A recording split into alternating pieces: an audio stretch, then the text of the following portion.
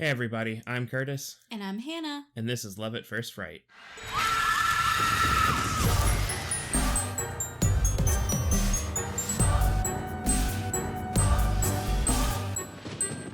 Hello, everyone. You're voted out. I'm voted out? Yeah, you're out. What did I do? If it's you and me and I'm getting an entry-level job Yeah. salary, you're out. Okay. You're so cutthroat now. I should have never watched this reality TV show with you. No, I'm in the strategy from day one. I know everyone on these shows always says they are. Mm-hmm. You know, like you always get the one person and they're supposed to be the villain of the whole thing. And right. they're like, I'm playing a game. I'm playing for me. I gotta protect number one. But then they don't. Yeah. Right? Like they like half-ass the whole thing. Muck it up. But me, I'm in the end game. Yeah. I step in there and I'm already like 10 steps ahead every time. Oh, we have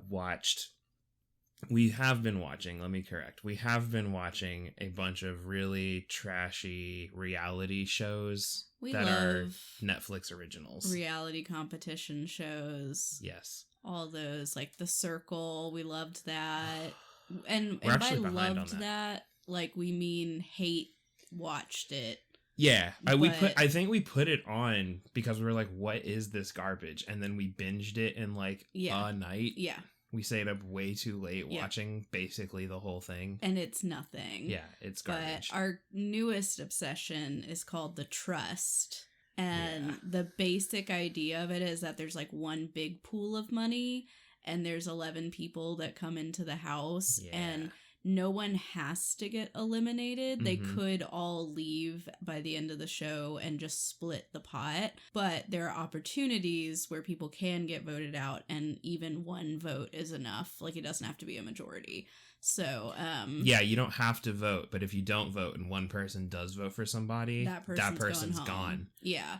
And if it's a draw on the votes, then nobody goes home. Yeah, it gets complicated and there's all these twists and turns and, there's like, they keep presenting them with these little offers where it'll be like, oh, you can personally take $5,000 from the trust if you can successfully eliminate someone. Yeah. Or you can prevent that from happening by giving someone immunity or whatever. So it's all about like greed and, trust and all of this stuff. I think it's called The Trust, a Game of Greed. Yeah. I think is what it is called. Because it's supposed to be kind of challenging people of like in a situation where you can benefit yourself or you can benefit the group, which also does benefit yourself. Yeah, just not as much. Right. How are people going to act? So. And it turns out roughly half of the people are going to not make it to the end. Right. So. Because some people are playing that game. Yeah.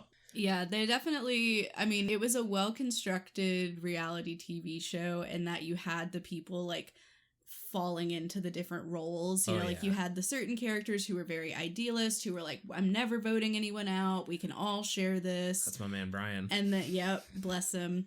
And then you have, the people who from the beginning are cutthroat and they're like, well, we can't all make it to the end. Some people got to go. And, I just have to do what's best for me and get the most money that I can get. Yep. And then you kind of see like some growth of certain characters who start out a little bit more selfish, but then become selfless and vice versa. Yeah. So, obviously trash TV, but it's enjoyable garbage. Trash. Yeah, it's absolute garbage, but it is enjoyable. Nothing for me will top. I think it's just called Pressure Cooker. Yes. On Netflix. Beefing with a butter. That show is so wild. That show rules. Like I kind of want to watch it again because it's pretty insane. It combines cooking competition with like Big Brother or like, there was a whole world. Like weird relationship that was developing, and then when they did the episode where the families come and visit, it was like them, real awkward. Like the one guy who was like flirting pretty hard. No, flirting is putting it lightly. with one of the other contestants. His like wife comes and joins, and then they're just like they're acting like two people that just definitely have something going on, but are trying to hide it. It's so awkward and so good. Yeah. I love it. Definitely, I love these shows. If you need something to fill a Saturday, just go on Netflix, look at the reality TV category. Yeah. Anything that says Netflix original, it'll be worth it. Yeah. Now we're watching, I think, Surviving Paradise. Yes. Which is not as good as... Definitely not as good. The Trust. But it's all right. It's kind of like... It's like Survivor, but only if like really whiny 20 somethings. Yeah.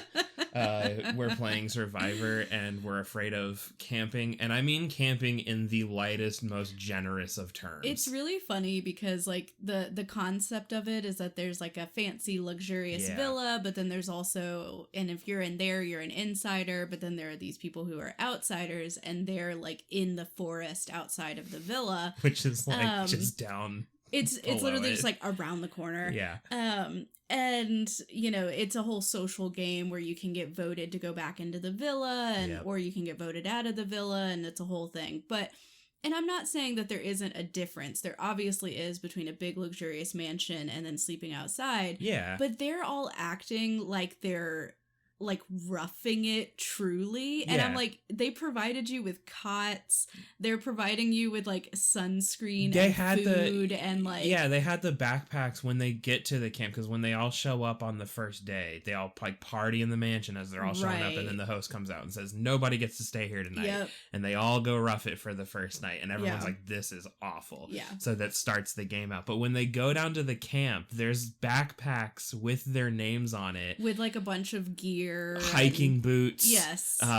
Everyone got at least a bucket hat because nobody was wearing them before this, and then now everyone's wearing bucket hats. It was so funny. They're definitely like being provided electricity and stuff. Yeah, like they all have cots or hammocks that they can just be in. And while there's not like tents that we've seen that they're set up in, and the worst part of it, you could argue, is that they only get to survive on like rice and beans. Yeah, but again, they're not going hungry. It's just that it's a subsistence diet. Yeah, like, they have plenty of rice and beans. It's just obviously it's like you get tired of rice and beans. Yeah, nobody wants rice and beans, but like they got tired of it real fast because it was one day, and one girl woke up. Some food. One girl woke up and was like, "I don't want rice and beans anymore," and I'm like, "It's been 8 hours, I'm like, babe. Girl, you're gonna eat at Chipotle when you get done with this, and guess what? That's 90% rice and beans." So just because they put some chorizo on there. Oh my goodness. Yeah, it's wild. I think what's fun about watching trashy reality TV with you is that we are the couch quarterbacks for sure. Oh, absolutely. And we're constantly like, well, this is what I would do, and if you were playing a smart game, you would eliminate that person, because then that would create a domino effect of doing this and this, and you got to break that person down and flirt with him so that you can get his vote. We were watching the Trust, and there was a point where I was like, this is what they should do right now. And then later on, when like everything was getting turned around on kind of the villain squad of the whole thing, I was like, what they should do now is go after the other person and not the main person, and like disassemble the whole thing. And it did end up kind of working out, but not the way that I thought it was going to.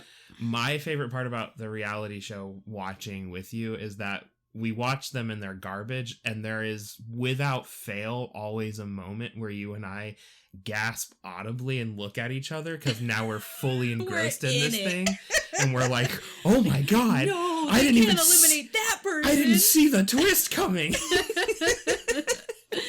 It works. It's so funny. It happens every time. It doesn't matter how garbage it is. We never see the twist coming, and we always enjoy it. It's great. But anyway, this isn't a reality TV show review podcast. It could be. Maybe that's a hard pivot. No, this is a horror movie review podcast. Yes. And this week episode, it's not this week. I mean, it is this week, but it's this episode. This episode. This time. It's about REC. REC. Open bracket, REC, close bracket. Yes. REC. Yeah, we're getting algebraic in here. That's how it's stylized. But If you're not familiar with this one, it is a found footage film. I think this is the first found footage we've done on the podcast. Yeah, you think I'd be able to remember. Yeah, I'm pretty sure it is. But I think you're right. And I love found footage, so I was very excited to watch this one. This one I think is a good one. Yeah. It is a Spanish film. Mm-hmm. So I think it's our first foreign language film that we've covered. Yeah, we talked about this a little bit after we watched it, that like I guess like technically speaking, the first like actual foreign film that we saw was The Ritual, because it wasn't made here in the US. Right. But like it gets convoluted and a little complicated with like how like the world of cinema and film works or whatever. That. So technically this is our first foreign because film. It's not produced in English. Yeah, which, so it's a foreign language film. Right. Anyway, but yes, it is our first foreign language film. So yeah, it's in Spanish. There are I've seen this movie prior to watching it for the podcast, so there's a subtitled version. We ended up having to rent this on YouTube because we couldn't find it on any of the other streaming platforms, and the one that we rented was an English dub, so we had the voiceovers. I will say, having seen both the sub version and the dub version, I do think the sub version is better just because you get the original actors' intended portrayals and all of that stuff. However, that said, for an English dub, I don't think it was bad. I was a little bit worried when the English dub first came on. I was like, oh no. Yeah. So I was able to look past it with this one. I will say that like right up front, it also made me a bit nervous because I think the opening to the movie is the weakest part of the dubbed version. Yeah, it feels a little, because it's just very noticeable. Yeah. And it is kind of that matching or trying to match the voice of the voice actor right with the person on screen, and it just doesn't quite fit. There's a couple scenes where she's like talking with another character and they like interrupt each other, and it sounds really weird and jarring when it's the dub over talking each other, because they're having to do that intentionally rather than kind of the organic way that it occurred in the original. And I would imagine in the sub version that you're not getting that kind of like weird awkwardness of the voice actors having to do that. But anyway. But all that to say, so if you can check it out with subtitles, that's good. If you just prefer an English dub, then, you know, it seems like that. If you want to put on a horror movie on your second and not monitor, have to read, on your second monitor while you like do your taxes or something like that. I can't imagine why you would do that. I don't know why you'd pick this one. But you know, you can. You can do that. You're allowed. Yes, but again, this came out in 2007. It was co-written and co-directed by two gentlemen, Paco Plaza and then Joma Balaguero. Okay. If I mispronounce that, blame howtopronouncenames.com. I'm not even going to attempt it. Because I did my research, and that's what it said. But those two guys, there are sequels to Rec, and they've been involved in, you know, the sequels as well. So this is very much like their project. But it is starring, at least in terms of, you know, I could be wrong. I wasn't that familiar with the actors.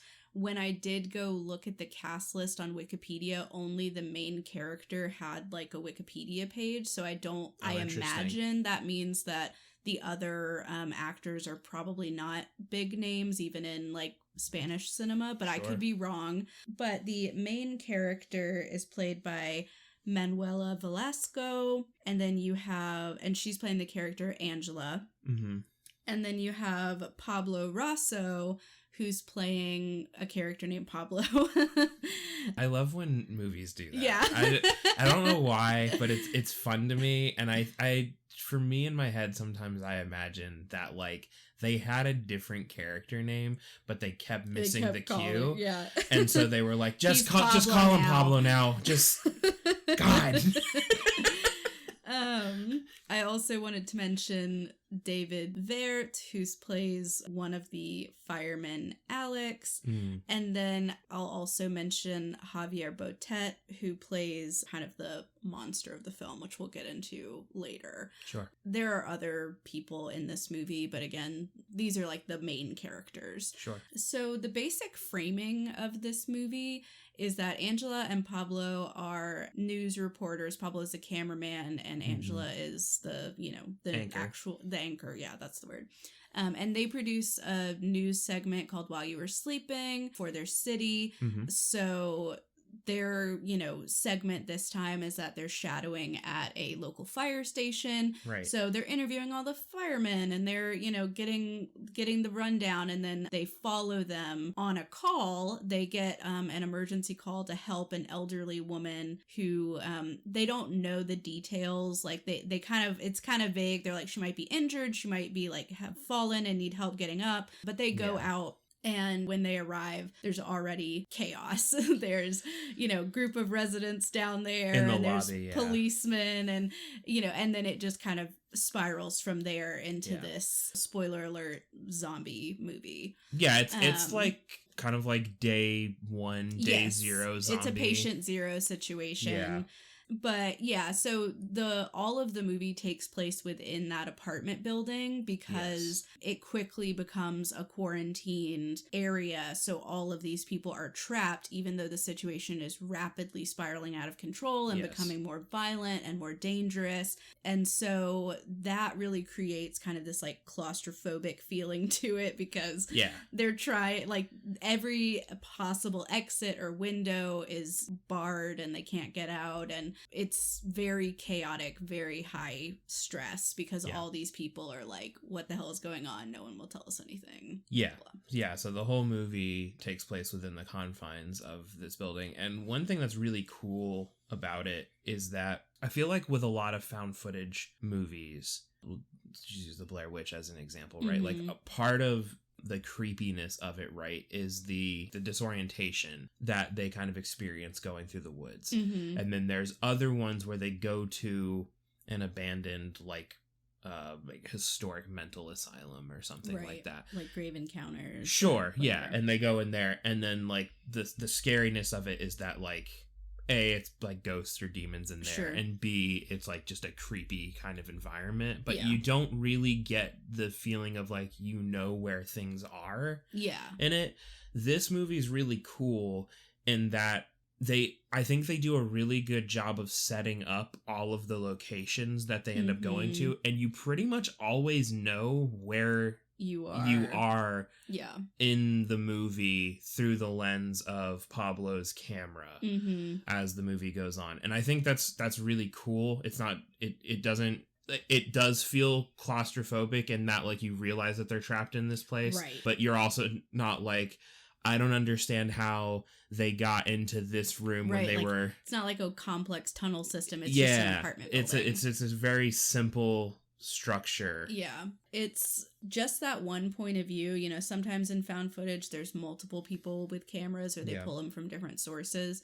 We only have Pablo's camera as the source of truth for this movie. And I do like, because I think sometimes with found footage, while I love the found footage genre, sometimes it can feel a little bit, I don't know, just kind of unrealistic, where it's like, why would this person be recording all of this? Yeah. And, blah, blah, blah. The motivations for filming make a lot of sense in this as well. There's kind of a thing, right away, because they don't know that this is going to become what it becomes. But even, when they first arrive and police are on the scene, the police are like, why is there a camera here? Turn that off. And they're like, no, we have permission to film, and we're news and we're doing a thing. So we're going to keep recording. Yep. And then even as it goes along, then it kind of changes into, we have a journalistic obligation to record what's happening because there are innocent people in here who are being basically abandoned by local government, the Center for Public Health, all that stuff.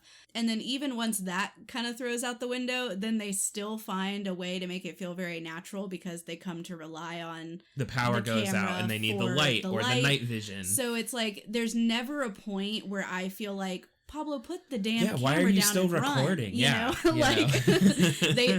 they really do. They're very successful in that, and I really appreciate that because I think that is something with the found footage genre that a lot of times you kind of just have to. Yeah, there's usually a point in them where you're just like, hey guys, you should have dropped this a long time ago. Run. Like at a certain point, the only reason you're hanging on to this is so me, the audience, can continue watching the movie. But like realistically, realistically, the movie should have ended 20 minutes ago. Yeah, exactly.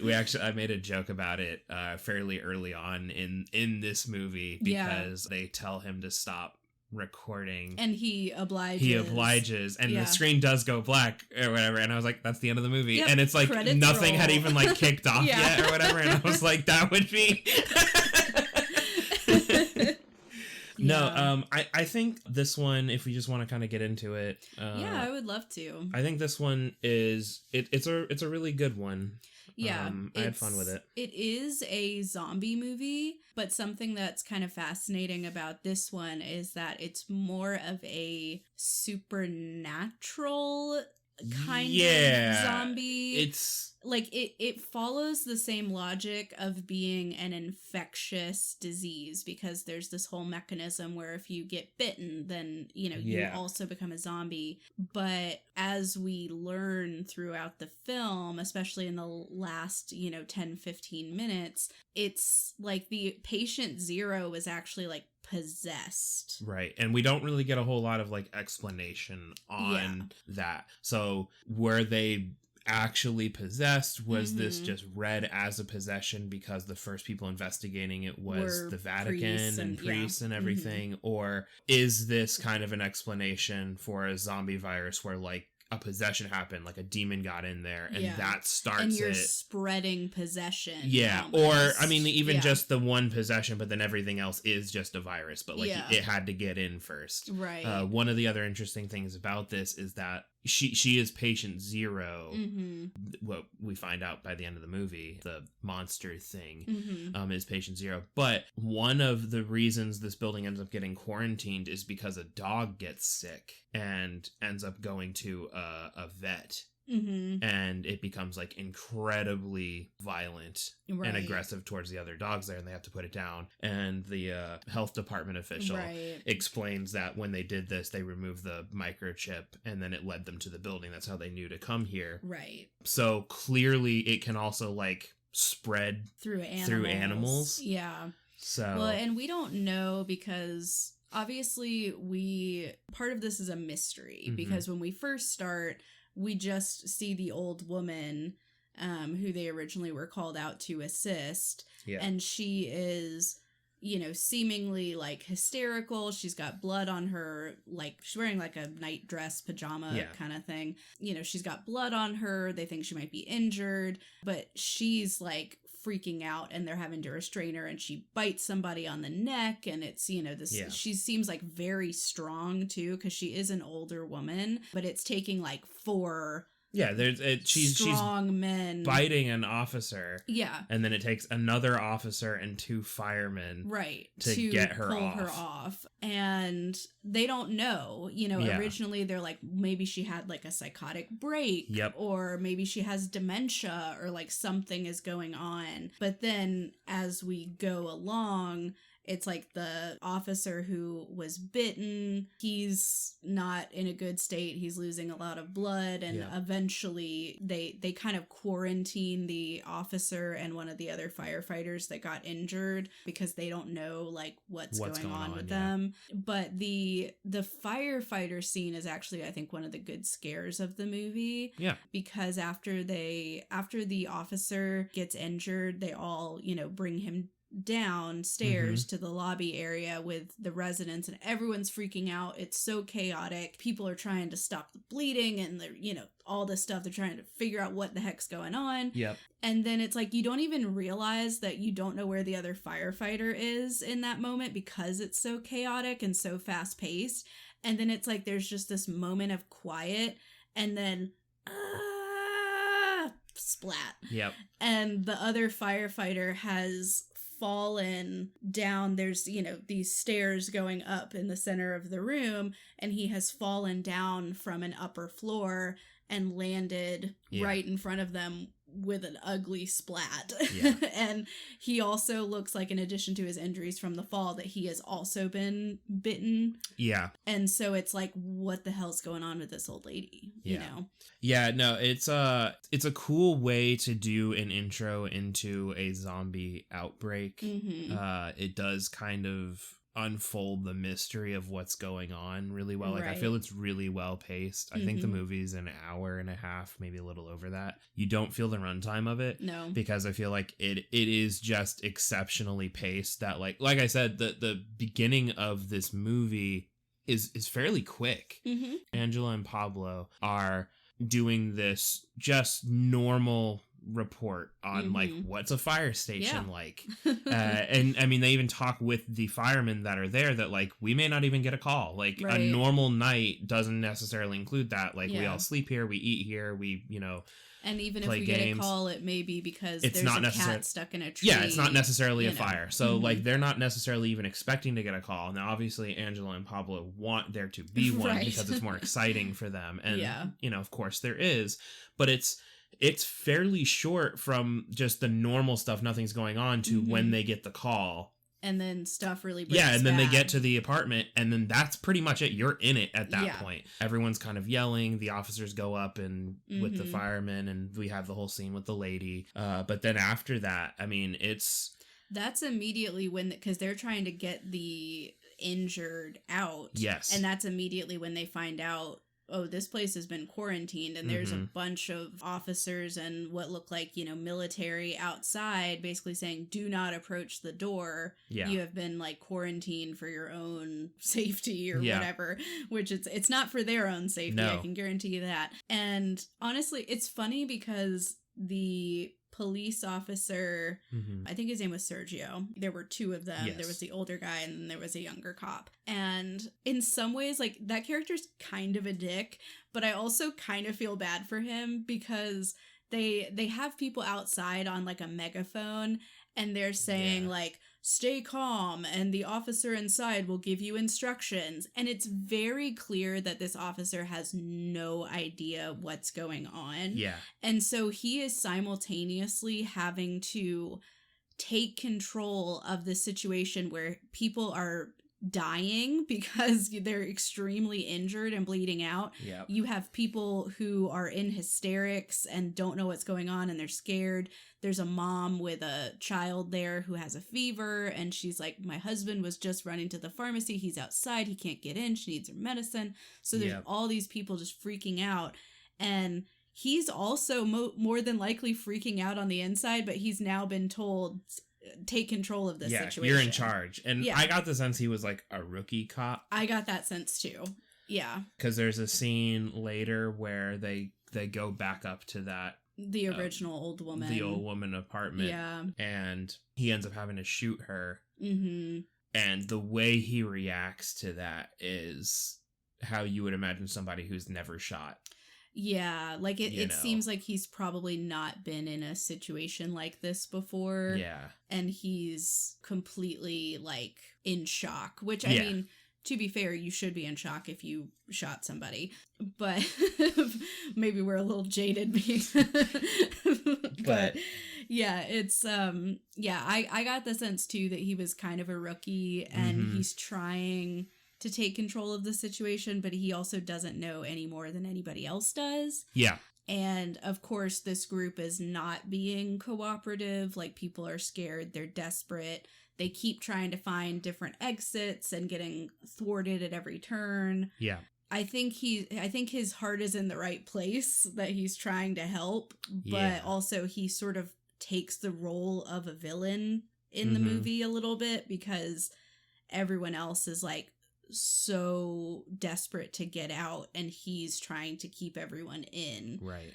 But, eventually things kind of calm down a little bit. They put the two injured guys in a separate area. There's a, he's not a doctor. He calls himself a medical assistant. Yes. I don't know if that was was that like a translation thing? Like, I've heard of a medical assistant, but I don't think of them as doing actual patient care. So maybe he's like a nurse. Maybe. I don't know. Like a tech I don't know, or but something. yeah, I would imagine he's like a nurse, basically. Yeah. So he has some medical training. So he's kind of trying his best to treat the injuries, but it's not like he's got a bunch of stuff. He's got regular first aid supplies. Yeah, he's in got his apartment. Bandages and stuff. Yeah. Yeah. So, they're trying to make the most of it. They're also trying to come up with some, order, because they finally get an update that a health officer from the Center of Public Health is going to enter. Yeah. And so they get everyone together. They're doing roll call to make sure that they know where everybody is. And one of the families then reveals that the elderly father of the family is sick and he's upstairs in his bed or whatever. Yep. So then people are like, I bet he's the one that started the infection. And they also know that there's like a top floor apartment, like an attic apartment, but nobody lives there. Mm-hmm. So it's just closed off. But even once the health officer comes in, it doesn't really help the situation at all. Like he doesn't like come in bearing answers. Well, no, he comes in and they explain that he's going to come in and take blood samples from everyone to make sure that everyone in there isn't infected. And again, they're not telling them what it could possibly be. So yeah, he's supposed to get blood samples, but he pretty quickly just focuses on the two men who were like already hurt. Bitten, and bit. And while they're kind of going through all of that, that's when things like super pop off. So the two guys kind of succumb to the infection and they start attacking, and the medical assistant guy gets bit in the fray. Yeah. And ends up breaking out of the room, and they were in like this back office area kind of a thing. There's like, I think it's like a shop that's like at the bottom floor of the apartment. So it has like one of those like in a mall, like the big, it's like a garage door thing that comes down. So they end up having to run back into the lobby, when all that happens, and then the little girl who was sick, then she succumbs to her infection thing and bites the mom in the face as she's holding her, and then runs off upstairs, which to me was one of the funnier moments of the movie. It was unintentionally funny. You thought that was funny? Not her getting bit, the reaction to the biting. So she like drops her, which that makes sense. Yeah. But then every other zombie person just like mindlessly rushes at the people to try to like bite them and stuff. And the little girl goes for the stairs and runs up the stairs. Well, it's like she like screams at them first. Yeah. And then she just like starts to go. And like none of the other ones do that. Yeah. Like they scream, and I get that. They're all like, ah, when they're about to charge at you. And that's fine. That's just what these zombies do. Yeah. But she's the only one that like went away from where everyone was. I don't really know why that was. I don't know either. I mean, the only justification I can really give for it is that it does seem like these are not necessarily the mindless zombies that we know. Like, it seems like there's some level of thought. There's definitely some level of thought. And so it could have been as simple as a self-preservation thing if she knows she's small and she's outnumbered. And so she's not going to go for she's not going to go for somebody in a big group, because she does, eventually attack, but it's when there's way a smaller number. Yeah, she runs upstairs and ends up going into it's the same apartment that the original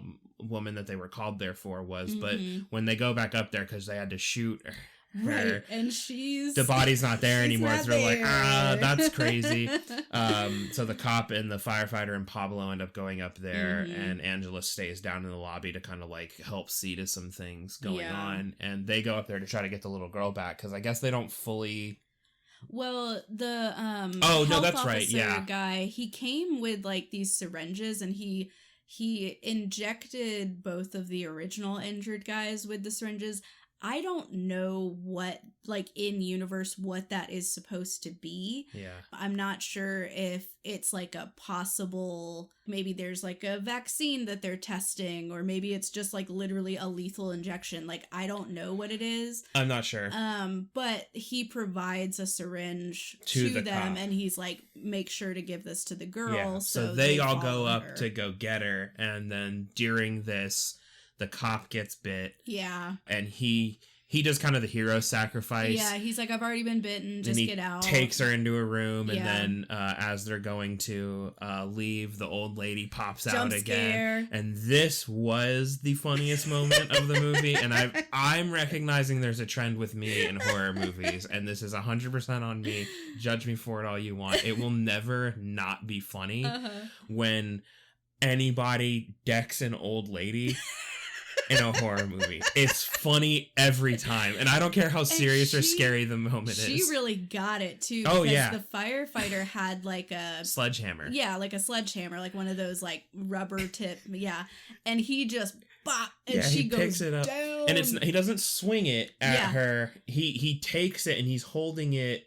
I don't know how to describe it. Like the head of the thing, it's like he's holding like a spear. Yeah. Like he's gonna jab her with it. Prods her. And he uses the literally the top end of the sledgehammer right in the face, and she just she gets like stunned by it. It's so funny. Yeah, there is something very funny about people getting punched in the face, and I don't know what that is, but it makes me laugh too when I see it in horror movies. It just feels so like unserious. I don't know. Maybe it's just the idea that like it's a horror thing, and this is supposed to be like a zombie, or it's the killer that's been unstoppable coming after them the whole time, and you're just getting stopped by a punch, and you're just like, that's all it took, to stop him. That's the kryptonite, just one quick punch. It's so funny. Yeah, but it's that was another good scare, I think, because they set it up. They set up a lot of things really well. Yeah, where you have like, we know exactly where she was, and like they frame this the same way every time, of like the long hallway with, you know, the room at the end with the window open and the light spilling in, and like you know, we see it the same way every time, and so it's immediately noticeable to us because we've seen this hallway. Yes. The familiarity of the location and what should be there, but things are different now. And so you're immediately on edge, and you're very much like, that's gonna come back, you know? And then it does, like, almost right away. And so I really love that. They do that a lot throughout the film, where, like, things that they set up, they, you know, deliver on later. And I think it adds to the tension because we notice that as the audience, and so then we're on edge waiting for the other shoe to drop. Absolutely. You know? There's another scene after everything's kind of gone off. I'm gonna put this, there's a kind of a racist old man that's living in the apartment. Weird guy. He does not like Chinese people, is the long and short of it. But he ends up being like part of this group of survivors after the cop and the firefighter and the medical assistant have been bitten, and they've like come back and are coming after them. They've had to abandon the lobby, and they run up to presumably that guy's apartment. Yeah. Because they go in there and they're safe for now. But they start like, we got to get out of here. And they're like, what are we supposed to do? And he's like, no. The health official made it in. He's in the other room. And they go find him. And he's sitting at the end of this weird hallway thing. I don't know what that area was. Yeah. It doesn't matter. But he's sitting at the end of it. And he's like, no, they bit me during this. You need to get out of here. He walks up and he closes this like one of those elevator kind of doors, like a grate thing. Yeah, he closes that door and then locks it and throws the key so he can't get out, and there's glass on there too or whatever. During all of this, the guy explains, that the racist man explains, he's like, no, we can get out through the basement in the shop because there's a thing that leads to the sewers. We could do that, but we'll have to get the keys from they're on the guy who kind of like runs the whole thing. Yeah. We have to go up there to get that. And so he's explaining this, and it's the setup of, you know, in every zombie movie when they've secured themselves inside of a thing, which this one's really good because, like, you're in an apartment, they're not on the first floor, and the zombies aren't outside of the building. Right. So you can't be afraid of standing next to a window there because they wouldn't come from outside. But he stands near the door that the health official guy just locked himself into. And then, of course, the guy turns and he grabs him through the bars and the glass, and he's biting like the back of his head. That one was legitimately very good because it's a twist on that kind of trope and setup of like they're gonna get grabbed through the thing.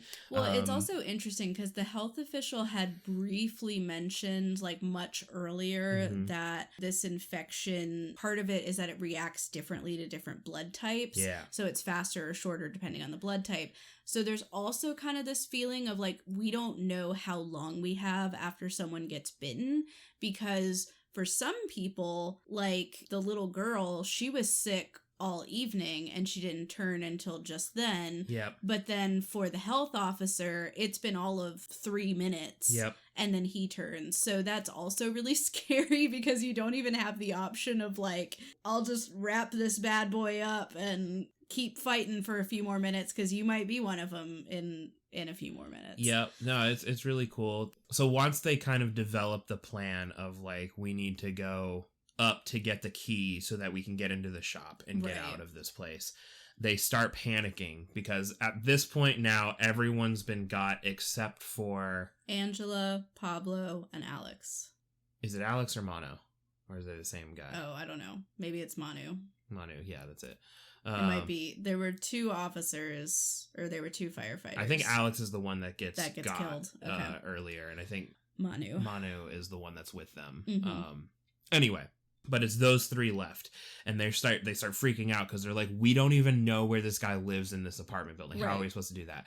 And I don't know if you thought about this when they were talking about it, because they start kind of chastising Manu about it, and they're like, you did roll call, you should know. And he's like, I can't remember, which is fair. I understand he can't remember. This is like brand new information. It's obviously a very stressful, chaotic environment. Don't expect him to remember. But you know what would remember and have flawless memory? The camera that was recording them doing the roll call. And they don't think to rewind it, which is interesting because earlier in the movie, they rewound it to make sure they got a certain shot, which is when the old lady rushed them. Right. And the officer had to shoot her. They rewind it specifically to watch that scene again. And I'm like, why wouldn't they just do that? I don't know. I thought the same thing. We'll just chalk it up to panic, stressful information. Yep. And that's fine, because what the plan becomes is we need to go back down to the lobby and go to the mailboxes, because it will have their apartment and the name and everything. And they do that. They go up to the apartment where the guy's like supposed to be. So they go into his apartment and Jess, Pablo, and Angela go in, and because on the way up, they encounter a couple, people Manu's who have been holding down the zombied. fort. He's killing people. He's, guarding the door. Yeah, and he says, you guys go, I'm going to stay here. Right. And he's got the sledgehammer, and he's ready. He's doing stuff. And they tear this apartment up looking for the keys, and they find it. And of course, it's like a comical ring of keys with the big janitor ring that has 35,000 keys on it. It's so good. Yes. Because they pick it up and they're like, which one is it? And I'm like, you guys should just give up. Just give up. You're not going to guess. I think this was another one of those movies, because I had that exact same thought at one point where I was like, I think I just don't have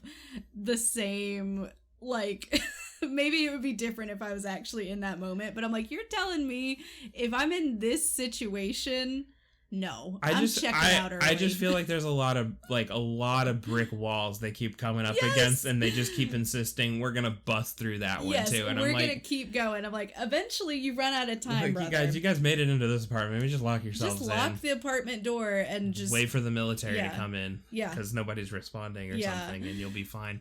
But anyway, because when they get the keys, by the time they come out, it's even more chaotic than it was before. Manu has been attacked. Yeah, they overlook the railing. Yeah, there's a really great shot because it's like one of those winding staircases where it's totally empty in the middle, so you can look right down to the first floor. And they peek over, and all these heads come out from different floors. You have Manu, you have the cop, you have different people, and they're all fucked up looking. And one thing I did really want to praise about this movie, because I thought it was very interesting, they did something with the noises that the infected make, it almost sounds like animalistic. Yeah. Like, it doesn't sound like a person is making those sounds. No. And it really adds to the fear because it feels so alien. Yeah. And it's like this screech almost, and it feels wrong. And like, you just hear that sound emanating from the stairs. So they're like, we can't go down, so yeah, and all the zombies start coming up, yeah. hear them up the stairs, so they go up and they get to that, like, penthouse apartment. Yeah. By some stroke of dumb luck, Angela was blessed that day. God said, here's the key, babe. Yeah, it's like the second key she tries and she makes it in. And it works, yep. And they get in literally at the last second. Yeah, lock and the then door. This is where we get, like, kind of the answers to a lot of this. So up here, I guess this guy that had been, like, researching all of this has, like, all of these notes all over the wall about this one case of this little girl who had been possessed, and, like, the church had been investigating. They call her the Medeiros girl. Yeah, and they find, like, a tape recorder that I guess is battery powered, or maybe just the lights have gone off. I don't know. It's like they don't have... She says they don't have electricity, but then it does come on, so I'm not sure. It's weird, and unless it's battery powered, it really doesn't make sense, because otherwise that just means the lights are cut off. And I'm guessing it's just that it's battery powered, because at this point the lights have gone out. So this is at the phase where the only light they have is the spotlight bulb on Pablo's camera, so they're having to use that to, like, look around at all these notes and stuff. And they find, like, documents all over the place, and all of this is basically saying that, like, she's patient zero. This little girl is patient zero. She was, like, possibly possessed, but in some of the, like, clips and stuff, it seems like they were doing research on her to develop a vaccine, because there's, like, references to that at different points, but like, it's not working. And they talk about this enzyme that they've been able to, like, isolate, but it's, like, really unstable, and we can't seem to do anything with it. And then I think the thing about it is that, like, so what we're seeing is it's not just, like, a science-y setup where he's, like, been doing research. Right. It's very obvious that she was also here. Yes. But we don't see this guy or person that was like renting the apartment or her anywhere. It's just like this, and it looks like people haven't been there in a while. Like, it looks really, run down, and there's dust and cobwebs on everything. And in addition to the sciencey element, because there's definitely, like, there's, like, an exam table and all that beakers. Stuff. But beakers and gauges and gears. Knobs. Twisty doodads. There's a guy in a lab coat just standing there. He's like, science! But in addition to the science, there's also, like, a lot of religious iconography. Yes. So there's, like, portraits of Mother Mary and Jesus, and there's crucifixes on the wall, rosaries and crucifixes and all that stuff. I almost called it a rosemary, not a rosary. My brain is broken. Just got spices. Some are sage spiritual and too. Thyme just stapled. Yes. In between the articles. So it is kind of this, like, combination of the religious and the scientific, because they really believe that this virus is, like, a form of possession that is contagious. Yeah. And of course, like, we don't know that for certain. This is what the characters believe. Yes. So this is really, like, the climax of the film as they're investigating this area. And they start hearing noises while they're in there. Noises, but they don't know where it is. And they're in the top floor, but, like, it's very evident, like, what they hear is above them. Yes. And so they're like, that's weird. But Pablo's like, it's probably just pipes. Don't worry about it. We're fine. Nobody's been in here for so long. They said this was, like, sealed off. So whatever. Because they had explained earlier that, like, someone does own that apartment, but he doesn't actually live there. They eventually do investigate above them because they find, like, an open hatch for the attic that swings down. Yeah, almost very scary. Fucking clocked Angela in the head. Yeah.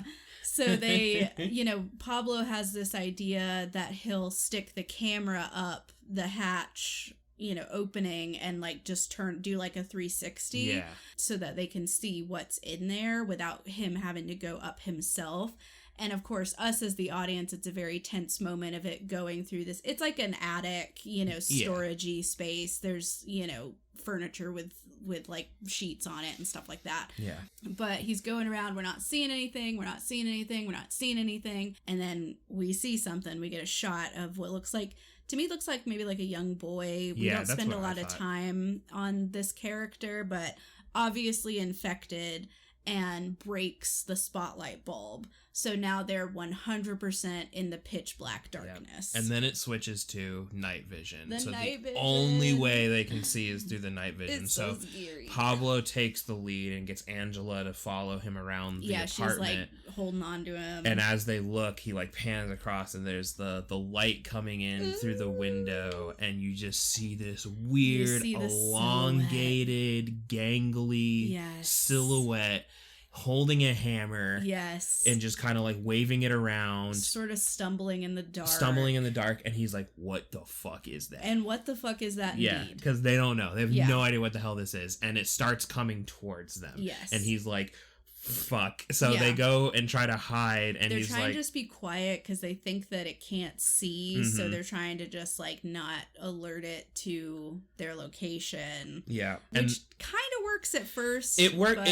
It honestly does work until they go to sneak past it, because again, they can't see anything because it's in the dark, and Pablo's focusing on the thing, and he had Angela go in front of him to get through this door.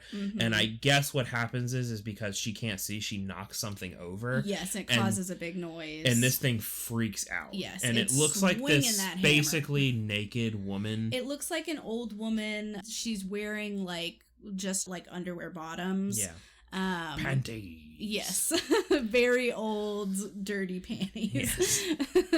Weird. Pantaloons. But very like the face is kind of there's like sort of a slightly too open jaw, very slack, and of course like these long spindly limbs, and the hair that's looks like it's fallen out in patches and stuff. And this thing just starts freaking out. It's swinging the hammer. They're trying to get away, but everybody's in the dark. Yeah. And it eventually does get Pablo. Yeah, and just starts wailing on him with a hammer. And then Angela finds the camera. Yeah, in she's the dark, trying to. And she's, she films for a second, and she sees it like eating him, and then it gets up and comes after her. Yeah, and she falls. Camera drops. She's trying to get back to the camera.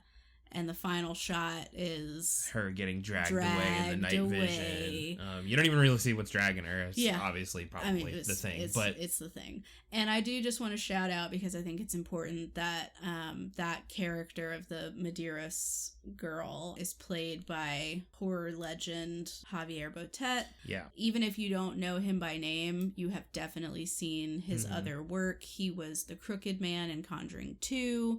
He played the like witchy woman in It Chapter 2. God, that thing's creepy. Yes. Oh man. He's been in so many things, and he actually in real life he has Marfan syndrome.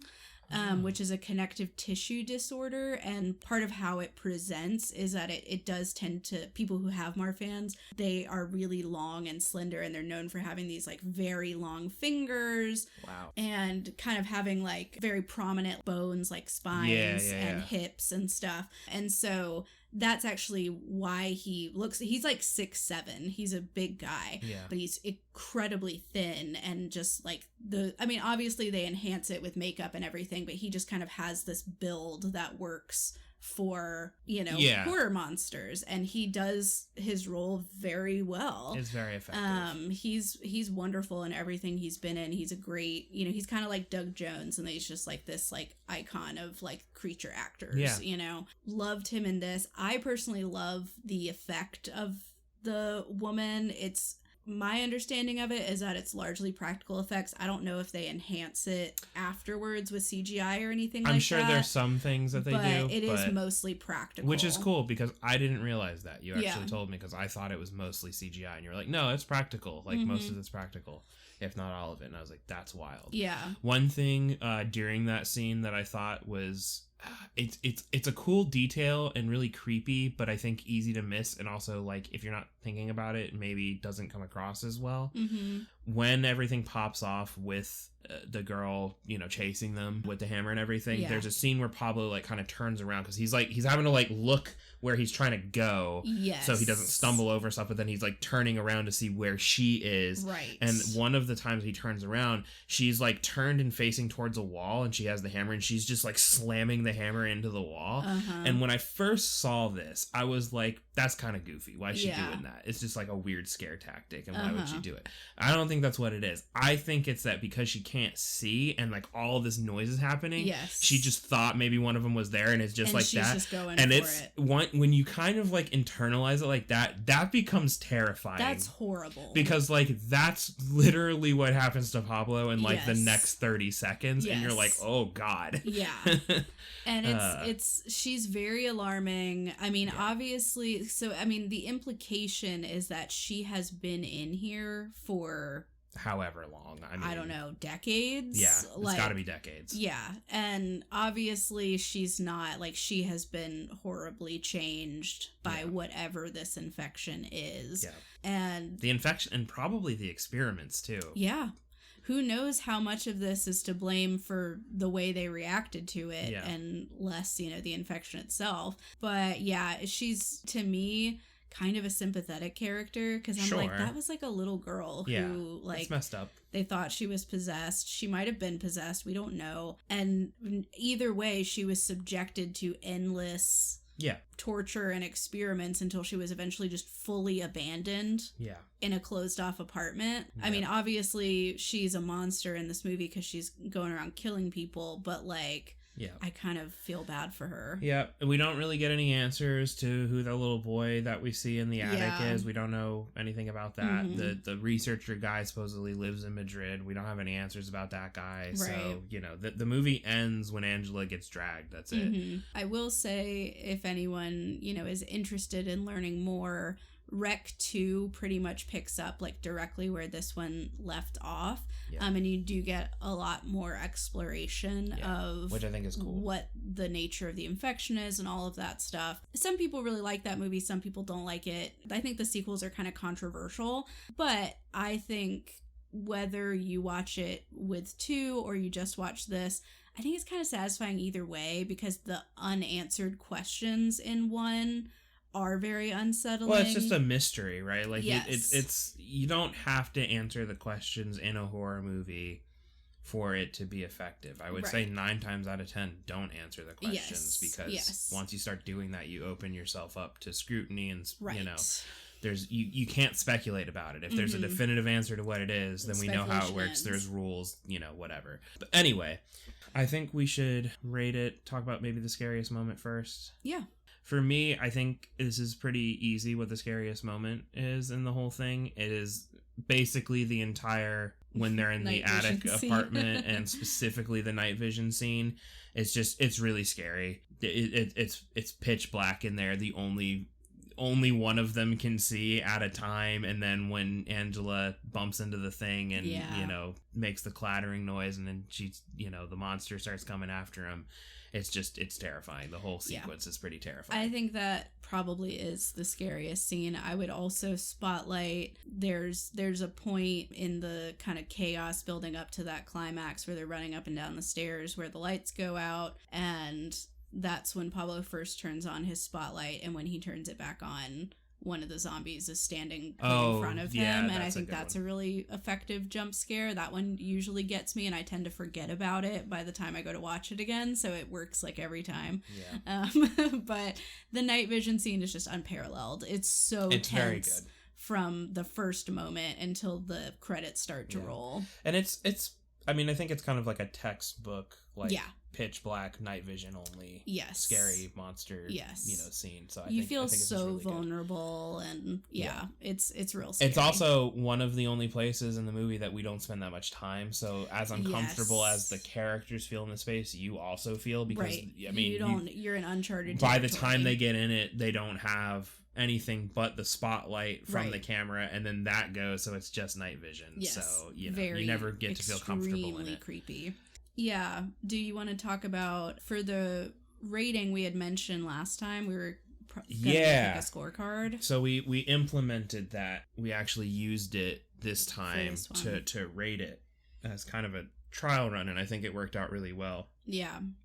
For how we want to do it. And just to give a basic rundown of how it works for us, we divided it into 5 categories. Yep. We have scares, performance, visuals, vision, and vibes, or like the X factor. Yeah. And each one of those is subdivided down into like different things. So performance is the acting and the dialogue. Mm-hmm. The vision, what we mean by that is like the directing or the plot and the theme and everything. And then the visuals is like the cinematography and the special effects, like what you're actually seeing there. And then vibes, X Factor is kind of our catch-all for anything that we didn't get. Yeah. It might be like a cool soundtrack or just, we kind of wanted to break this down in case it was more of like a comedy style horror movie that isn't necessarily super scary, but is really entertaining because it's funny. So we don't want to fault a movie. It just has that entertainment value. It's just fun to watch kind of thing. And then scares is self-explanatory. It's just how scary it is to us personally. Yeah. So we broke this down. I don't think we're going to get into the nitty-gritty of what we individually each rated. No, I think this is something we're going to basically do behind the scenes, but we wanted to share with you guys what those categories are so that you have an idea of like what is going into our scores. Yes. So we're each providing our own score for those 5 categories. Yes. And then coming up with our average between the categories independently. Yep. So each one of those categories we rated out of 10, add them up, divide it by 5. You know how math works, hopefully. Maybe. I certainly don't. This took me longer than I'd like to admit to figure out how to make sure this worked right. But anyway, all of that said, I ended up with a 7.4 rating for the movie. And I ended up with a 7.6 rating for the movie. And so then we added those up and then divided that by 2, and we got it at a 7.5, literally smack between ours. So the official Love at First Fright score for Rec is a 7.5. Yep. So we did it. We did it, y'all. We came up with a score thing. Now, whether this continues to hold, we'll see. Yeah.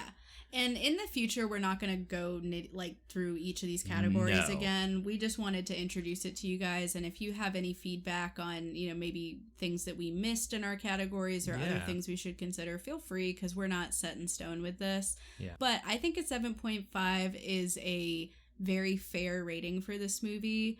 I think it's a really good movie, especially in terms of found footage. I think if you are a found footage fan, or maybe you are looking for an introduction into the genre, this would be a great pick. Yeah.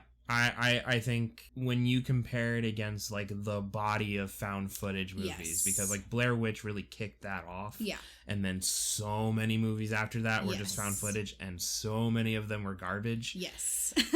This is a like shining example really of a good one. I have heard, again, we watched Rec and we mentioned the word quarantine multiple times while reviewing this. There is an American remake of the movie. Yes. That is called Quarantine. Yes. I don't think I've seen that one. I know that I haven't. I've been told it's basically a shot-for-shot remake. Yes. So you could probably watch that one. Yeah, that one might be somewhere. I don't know if it'll get it. We should watch it sometime. Maybe we'll watch it again for this, and we'll do like a second reviewing of it. Yeah. I actually was thinking, just to throw this out there, and maybe if any listeners have ideas, I think it might be fun to do episodes where we watch an original and a remake at the same time, and we do kind of like a comparison. It's a double feature. Yeah. So if that's something that people are interested in, let me know if you got any good original versus remake suggestions. We could do Suspiria. Yeah. Nightmare on Elm Street. There's all sorts of them. Friday the 13th. Yeah. Halloween. There's tons of them. Halloween's gonna suck because we're gonna have to watch 3. Yeah. Back to back to back. Yeah. Or maybe it'll rule because we get to watch 3. It won't. Oh, goodness. What you have to look forward to next week is Cabin in the Woods. Cabin in the Woods. I'm really excited about this. I've seen this movie quite a number of times. Yeah. It's a really good horror comedy. It's a great horror comedy. I still remember scenes really well from this. Definitely check it out before the next episode. If you haven't seen it, it's worth a watch, and then we'll discuss it together. And we do appreciate you joining us once again. If you have any feedback for us or any suggestions on films that you would like us to cover, feel free to send us an email at firstfrightpod@gmail.com. We're also on basically all the socials, Instagram, X, Elon Musk's X as well. He's back. He's back. We're on all of those at First Fright Pod. Keep it coming. If you have the opportunity to leave a review or a like or anything like that, we really appreciate it. Or just tell somebody. If you got a horror fan in your life, send them our way, because we'd love to hear their thoughts as well. Yeah. I think that does it for us. That's all I had. Alrighty. Well then, this time, as always, scare well, and see you next time. Bye-bye.